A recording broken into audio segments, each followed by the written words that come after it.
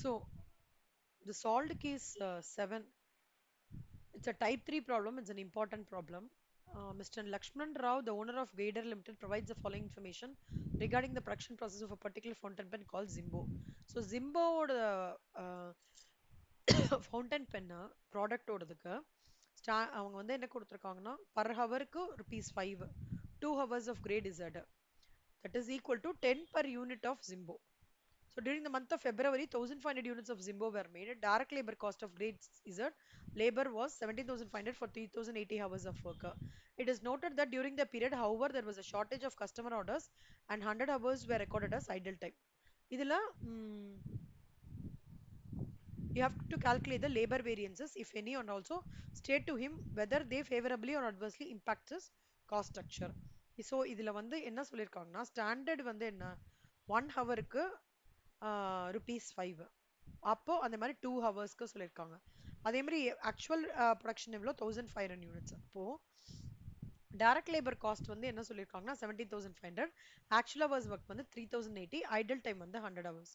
So standard hours is always for actual production சொல்றதுனால so it is 1,500.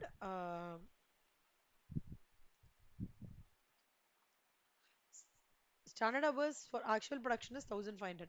Standard rate வந்து 5. Actual hours வந்து 3,080. Actual rate வந்து 5.68. That is 17,500 லேருந்து 3,080 minus பண்ணோம்னாக்கா 5.68. So 1 யூனிட்டுக்கு வந்து ₹10 அப்படின்னா அப்போ 1,500 யூனிட்ஸ்க்கு எவ்வளோ 15,000. Yeah, so 15,000 is your standard hours. That into 5. 5ன்றது already கொடுத்துருக்காங்க. இப்போ இதுல வந்து இந்த 3,080ன்றது வந்து actual hours, that into rate என்ன 5. அதே மாதிரி 17,500 ஆல்ரெடி கொடுத்தோம் அப்படின்னா 1 minus 2, 2 minus 3, 1 minus 3. 1 minus 2 is direct labor efficiency variance, which is 600 favorable. 2 minus 3 is direct labor price variance, which is 2,100 adverse. And 1 minus 3 is direct labor cost variance, 2,500 adverse. Idle time variance ஓட formula என்ன actual hours paid minus actual hours worked. அப்பனா 100 into standard rate எவ்வளோ 500. So இதுல வந்து என்ன understand பண்ணிக்கணும்னா idle time varianceன்றது வந்து hours paid minus hours worked into standard direct labor hour rate per hour. So டோட்டலாக வந்து ஸ்டாண்டர்ட் ரேட் பர் ஹவர் வந்து ₹5. இதில் அவங்க கொடுத்துருக்கிற ஐடல் டைம் வந்து 100. So 100 into 5, 500. அவ்வளோதான் இந்த some. Next, coming to illustration 22. The standard cost of a certain chemical mixture is under 40% of material A 20 per kg, 60% of material B at the rate of ₹30 per kg. இதில் a standard loss of 10% is expected in production. The following actual cost data is given for the period. 180 kg of material A at a cost of ₹18 per kg, 220 kg of material B at a cost of ₹34 per kg. Weight produced வந்து 360 kg அப்படின்னு சொல்றாங்க. இப்போ material cost, price, usage, mix, yield வேரியன்ஸ்லாம் கண்டுபிடிக்கணும். இப்போ type 1 problem எப்பவுமே நல்லா ஞாபகம் வச்சுக்கோங்க. ஒன்லி ஒன் ரா மெட்டீரியல் இருக்கும் போது தான் type 1 problem, type 1 format use பண்ணணும். மோர் தென் ஒன் ரா மெட்டீரியல் பண்ணா இங்க 2 ரா மெட்டீரியல் இருக்கு, மெட்டீரியல் ஏ மெட்டீரியல் பி இருக்கும்போது டைப் 2 ஃபார்மேட் தான் யூஸ் பண்ணணும். So coming to the problem. So என்ன கொடுத்துருக்காங்க ஆக்சுவலா ஸ்டாண்டர்ட் வந்து 40%, மெட்டீரியல் மெட்டீரியல் பி எவ்வளோ 60%. அப்போ ஸ்டாண்டர்ட் லாஸ் எவ்வளோ 10%. இப்போ இதுல வந்து ஒர்க்கிங்ஸ் ஃபர்ஸ்ட் பார்க்கலாம். எப்பவுமே 3 காலம் போட்டுக்கணும். ஸ்டாண்டர்ட் குவான்டிட்டி ஒன்று, அப்புறம் வந்து ரியல் ரிவைஸ்டு ஸ்டாண்டர்ட் குவான்டிட்டி, இன்னொன்று வந்து ஆக்சுவல்ஸ். இப்போ இந்த ஸ்டாண்டர்ட் குவான்டிட்டியில் நம்மளது ஆக்சுவலாக பார்த்தோன்னா அவங்க கொடுத்துருக்கிற ப்ரொபோர்ஷன் 40, 60. ஸோ 10% இது போச்சுன்னா அவுட்புட் வந்து ஸோ 40யும் 60யும் இன்புட்டாக இருக்கிற இடத்துல 90 வந்து அவுட்புட்டாக வருது. அப்போனா எப்படி பண்ணணும்னா 40 divided by 90 into 360. So standard quantity is always for actual production இல்லையா. So 40 divided by 90 into 360. So 160, 240, 400 வருது நம்மளது. இப்போ இது ரிவைஸ் ஸ்டாண்டர்ட் குவான்டிட்டியும் அதே தான் 160 40 divided by 100 into 400. அதே மாதிரி 40 divided by 60 divided by 100 into 400. Actuals already சம்பளம் கொடுத்துருக்காங்க 180 and 220. அதில் வந்து ஸ்டாண்டர்ட் லாஸ் 40. ஸோ இந்த இது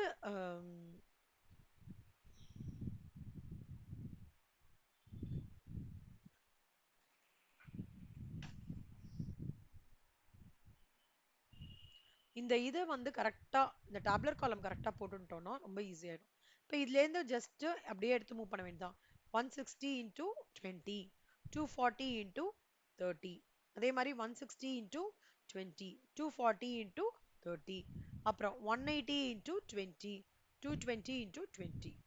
அப்புறம் கடைசியா வந்து அவங்க ஆல்ரெடி கொடுத்துருக்காங்க சம்ல 10,000, 180 18 220 34 அதே தான். ஸோ 180 into 18, ஸோ டோட்டலாக எவ்வளோ கிடச்சிருக்கு? SQ and SP வந்து 10,400, RSQ and SP 10,400, AQ and SP 10,200, AQ and AP 10,700. So 1 minus 2 என்ன? Direct material yield variance, which is 0. 2 minus 3 என்ன? Direct material mix variance, so 200 favorable. Material usage variance என்ன? இதையும் club பண்ணிக்கணும். அப்ப 200 favorable. Price variance என்ன? 520 adverse. இதுலேருந்து வர net figure தான் direct material cost variance 320 adverse. இப்போ coming to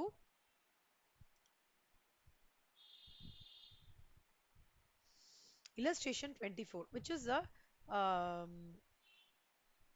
actually கொஞ்சம் இல்ல ரீடிங் பிட்வீன் லைன்ஸ் மாதிரி வரும். அதனால டைப் 3ஆவும் கிளாசிஃபை பண்ணியிருக்கேன். ஒன்ஸ் நீங்க உங்களுக்கு தரவாயிடுச்சுன்னா இது this can be classified as a type 1 problem also. Okay. So இதுல வந்து என்ன கொடுத்துருக்காங்க? குவான்டிட்டி ஆஃப் மெட்டீரியல் பர்ச்சேஸ்ட் கொடுத்துருக்காங்க 3000 units. Value of material purchase கொடுத்துருக்காங்க 9000. ஸ்டாண்டர்ட் குவான்டிட்டி ஆஃப் மெட்டீரியல் இருக்கு. ஒரு டன் ஆஃப் ஃபினிஷ்டு ப்ராடக்ட் பண்ணணும்னா 25 unit of raw material insert பண்ணணும். இப்போ ரேட் எவ்வளோ? ஒரு யூனிட்டுக்கு 2 ரூபாய். ஓப்பனிங் ஸ்டாக் கிடையாது, க்ளோசிங் கிடையாது, ஃபினிஷ் ப்ராடக்ட். இப்போ அப்போ ஃபர்ஸ்ட் ஆக்சுவல் குவான்டிட்டி எவ்வளோ யூஸ் பண்ணிருக்காங்க? ஓப்பனிங் கிடையாது, பர்ச்சேசஸ் எவ்வளோ சொல்றான்? 3000 யூனிட்ஸ். அப்போ க்ளோசிங் ஸ்டாக் எவ்வளோ? அப்போ ஆக்சுவல் குவான்டிட்டி எவ்வளோ யூஸ் ஆயிருக்கு? Used for the products 2500 units. அப்போ ஒரு டன்னுக்கு 25 யூனிட்னா 80 டன்னுக்கு எவ்வளோ? Which is your actual. So standard quantity is always for production.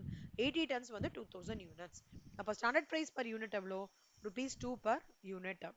Actual quantity purchased எவ்வளோ? 3000 யூனிட்ஸ். அப்போ ஆக்சுவல் பிரைஸ் பர் யூனிட் எவ்வளோ? 3000 units at the rate of ₹9,000. அப்போ ஒரு யூனிட் எவ்வளோ? ₹3 per unit. அவ்வளோதான். இப்போ இதுலேருந்து நம்ம என்ன கண்டுபிடிச்சிட்டோம்? Standard qualities of for always production, standard production அது 2000 கண்டுபிடிச்சிட்டோம். 2 சம்லேயே கொடுத்துருக்காங்க. 2500 into 2ன்றது வந்து ஆக்சுவல் ஆக்சுவல் குவான்டிட்டி இங்க இருக்கிற 2500. அப்புறம் actual value of material purchased கொடுத்துட்டாங்க ஆல்ரெடி. அதனால நம்ம ஒரு யூனிட் 3000 யூனிட்ஸ்க்குனா ஒரு யூனிட் 3. ஸோ நம்மளோட 2500 units actual quantity that into 3 போட்டோம்னா அப்போ 1 minus 2, 2 minus 3, 1 minus 3 போட்டோம்னா ஆன்சர் வந்துடும். illustration 26 ரொம்ப ஈஸி, ஹோம்ஒர்க்காக எடுத்துக்கோங்க. illustration 27 இதுல it's a type 3 ப்ராப்ளம். இங்க என்னெல்லாம் take away of the problem நல்லா பார்த்துக்கோங்க. இதுல வந்து என்னோட டெல்டா ஆக்சுவல் டெல்டா ப்ரொடியூஸ் வந்து 500 kg. அப்போ if my actual delta is 100 kg, what will be my variances? அதுதான்.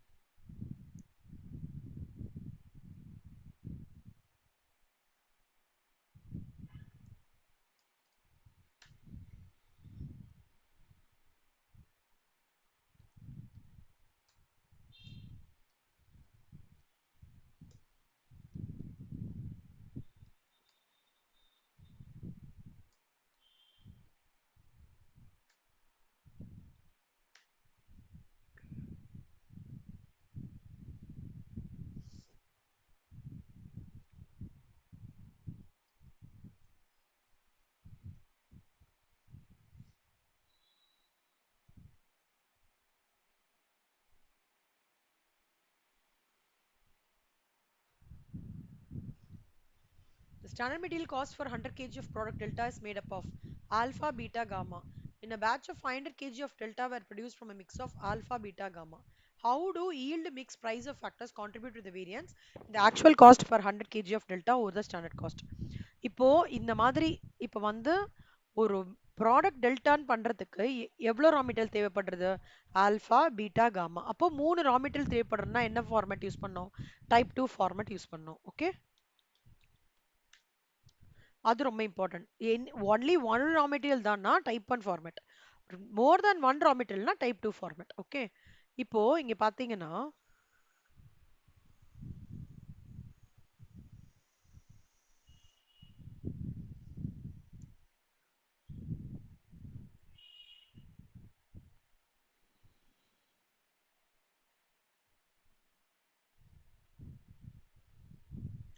இதுல வந்து ஃபர்ஸ்ட் ஸ்டாண்டர்ட் குவாண்டிட்டி. இப்போ எப்பவுமே இந்த மாதிரி டேபுலர் காலம் போட்டுக்கணும். Standard, revised standard quantity and actuals. So standard என்ன? 30, 40, 80. ஆக்சுவல்ஸ் என்ன? 140, 220 அண்ட் 440. இப்போ ரிவைஸ்டு ஸ்டாண்டர்ட் குவாண்டிட்டி எப்படி கண்டுபிடிப்போம்? 30 டிவைடட் பை 150 இன்டூ 160. ஓகே, இப்போ கண்டுபிடிச்சோன்னா ரிவைஸ்டு ஸ்டாண்டர்ட் குவாண்டிட்டி கிடைச்சிரும். இப்போ அவங்க என்ன கேட்குறாங்கன்னா 100 கேஜி ஆஃப் ஆக்சுவல்ஸ்க்கு கேட்குறாங்க. நம்ம கிட்ட எவ்வளோ இருக்கு? 500 kgs of 100 kgs of actual கேட்டிருக்காங்க. In a batch of 500 kg were produced from a mix of so and so. அப்போ நார்மல் லாஸ் எவ்வளவு சொல்லியிருக்காங்க அவங்க? 140 நார்மல் லாஸ் 40, 70, 150. ஆனா டோட்டலா எவ்வளவு போட்டிருக்காங்க? அவுட்புட் வந்து 100 kg தான். அப்போ 150ல நார்மல் லாஸ் போச்சுன்னா இல்ல 50, அதுல அவுட்புட் வந்து 100. இப்போ இதுல ரிவைஸ்டு ஸ்டாண்டர்ட் குவாண்டிட்டி கண்டுபிடிச்சிருக்கோம். இங்க ஆஹ்,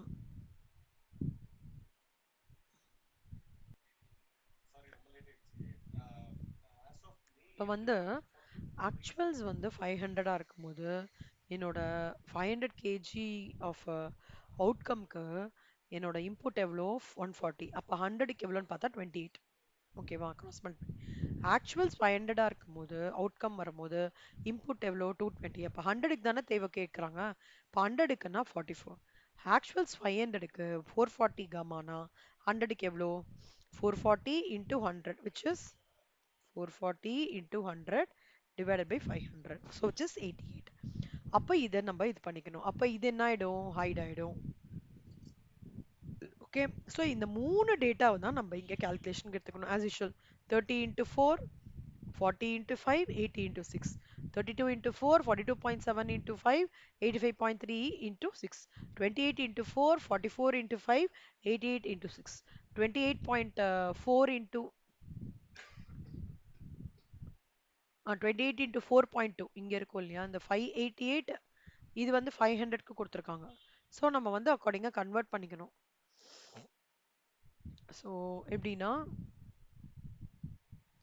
588 divided by 140 4.2. அதே மாதிரி 1056 divided by 220. அப்புறம் 2860 divided by 440. இப்படி. ஸோ 4.2, 4.8, 6.5 இப்படி பண்ணிக்கணும். இப்படி பண்ணிக்கும் போது எல்லாமே கிடைச்சிரும். As usual 1 minus 2, 2 minus 3, 1 minus 3, 3 minus 4 பண்ணானா ஆன்சர் கிடைச்சிரும். அவ்வளோதான். இப்போ கம்மிங் டு illustration 28. இது வந்து டைப் 2 ப்ராப்ளம். இதுல என்ன கொடுத்துருக்காங்க? ஸ்டாண்டர்ட் மெட்டீரியல் கொடுத்துருக்காங்க. Standard material is always for actual production. அப்போ அப்போ ப்ராடக்ட்ஸ் இங்கேயும் என்ன?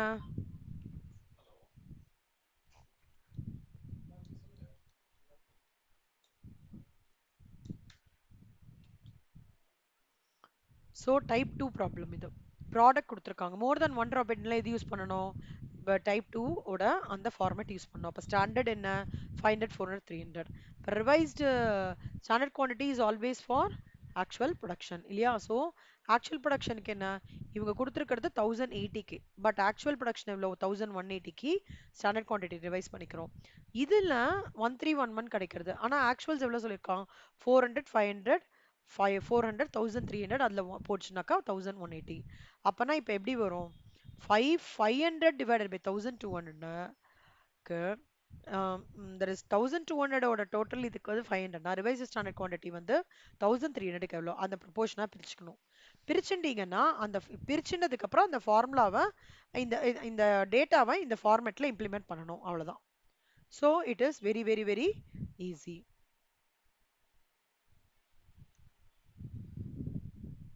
Next illustration 29.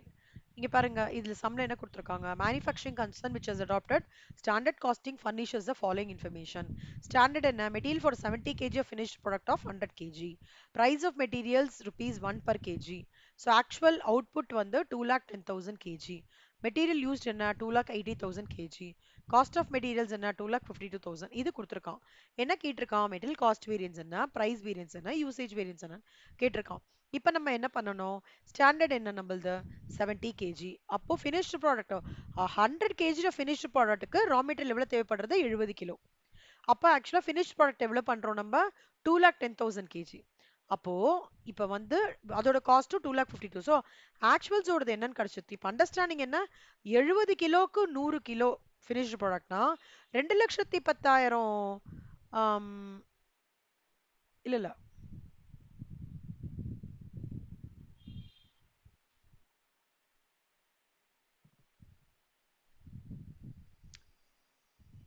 இது ஃபினிஷ்ட் ப்ராடக்ட், இது ரா மெட்டீரியல்.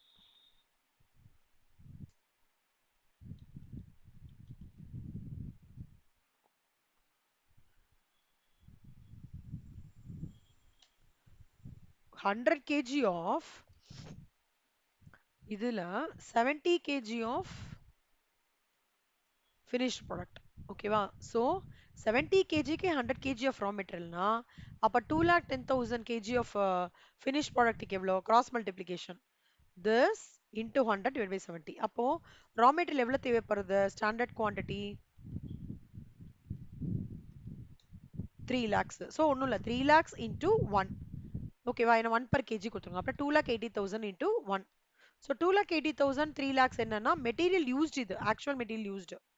ஸோ 2,80,000ன்றது வந்து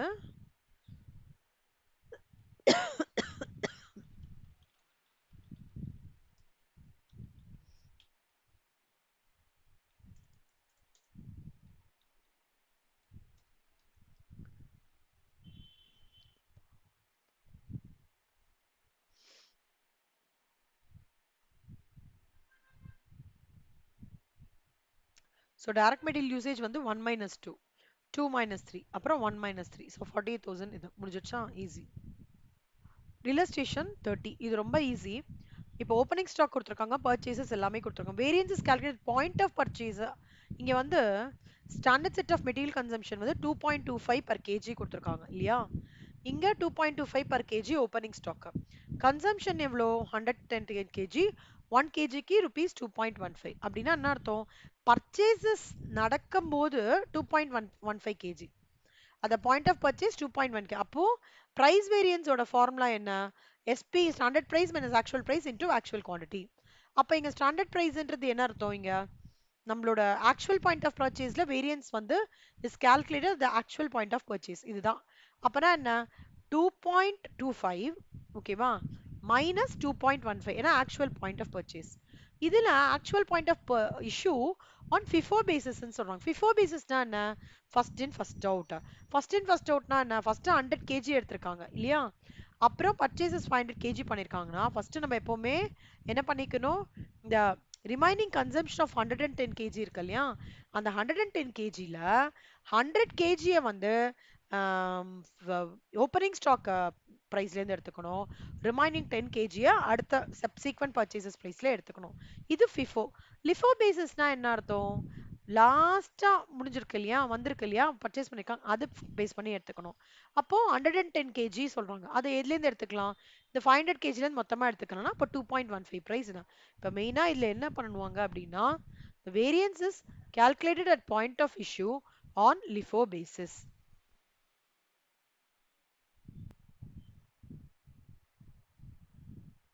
நெக்ஸ்ட் illustration 31. ஃபர்ஸ்ட் இது வந்து டைப் 1 ப்ராப்ளம் ஓகேவா. இதுல ஹோம்ஒர்க்கா கொடுத்துருக்கேன், பட் ஜஸ்ட் இது பண்றேன், எல்லாமே கொடுத்துட்டாங்க ஓகேவா. ஸ்டாண்டர்ட் ஹவர்ஸ் கொடுத்துட்டாங்க, per hundred rate per hour கொடுத்துட்டாங்க, அப்புறம் ஆக்சுவல் ஹவர்ஸ் எவ்வளோ ஒர்க் பண்ணியிருக்காங்கன்னு கொடுத்துட்டாங்க, கிராஸ் வேஜஸும் கொடுத்துட்டாங்க. ஜஸ்ட் ஃபார்முலா அப்ளை பண்ணும், 1 minus 2, 2 minus 3, 1 minus 3.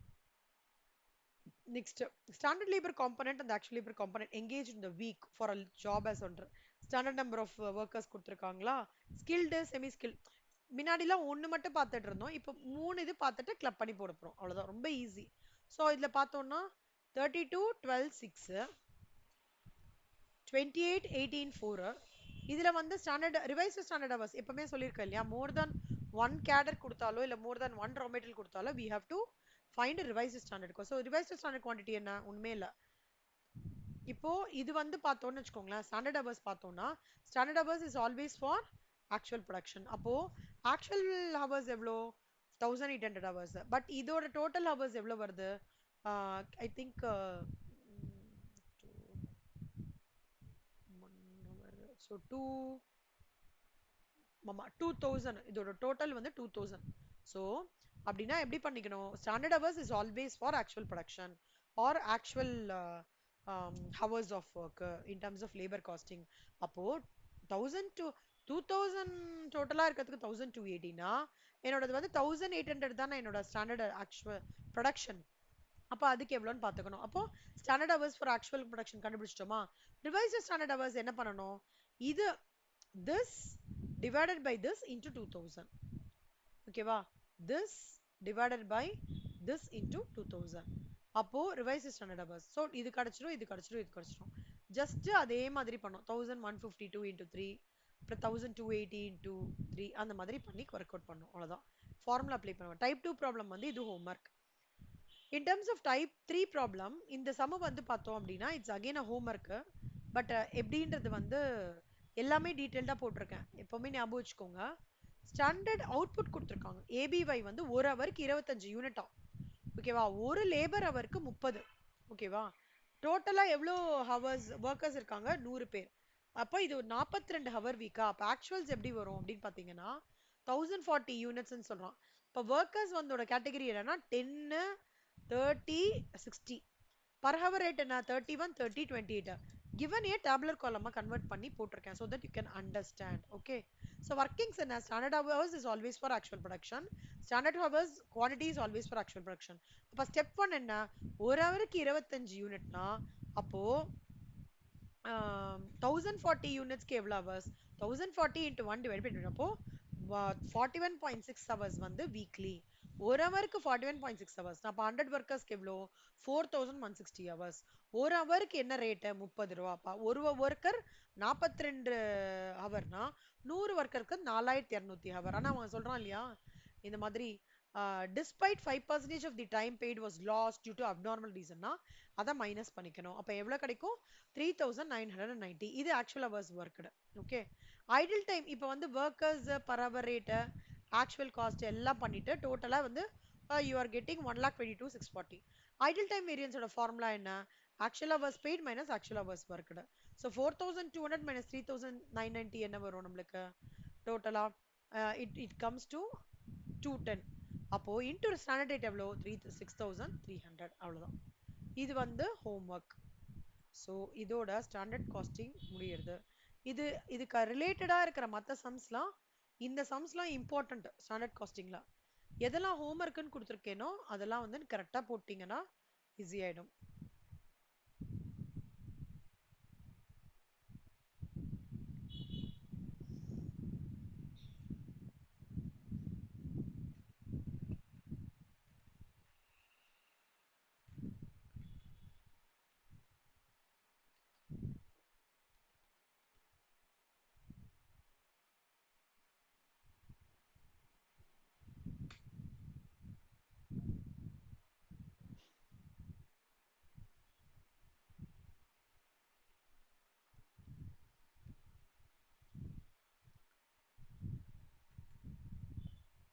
ஆமாம், ஒரு 3:15க்கு போங்க, கரெக்டாக இருக்கும்.